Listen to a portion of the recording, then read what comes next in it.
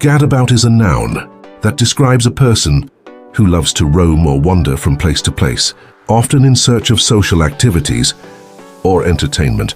A gadabout is typically someone who enjoys a lively, social lifestyle, frequently moving between events, gatherings, or travel destinations with an aimless or carefree attitude. Origins of gadabout.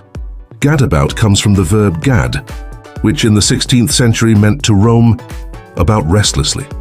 The term gadabout combines gad with about, capturing the essence of someone who is always on the move, especially for pleasure.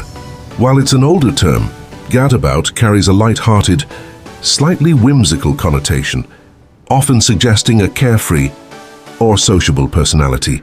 How to use gadabout.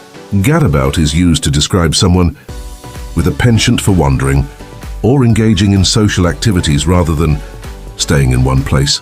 The word is often applied affectionately, describing a sociable and curious person who enjoys exploring the world or their community. It can be a playful way to describe someone who's always out and about, sometimes even to the point of seeming restless. Example sentences: she's a true gadabout, always at a different gathering or event every weekend. As a young man, he was quite the gadabout, traveling across Europe and making friends everywhere he went. Similar words: wanderer, someone who travels or moves about with no fixed purpose. Rover, a person who roams freely.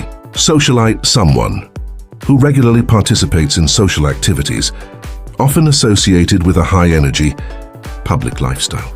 In essence, gadabout describes someone who thrives on movement, exploration, and social interaction. It suggests a lively, outgoing character who enjoys the thrill of new experiences and places, often bringing a sense of spontaneity and adventure to their life and to those around them.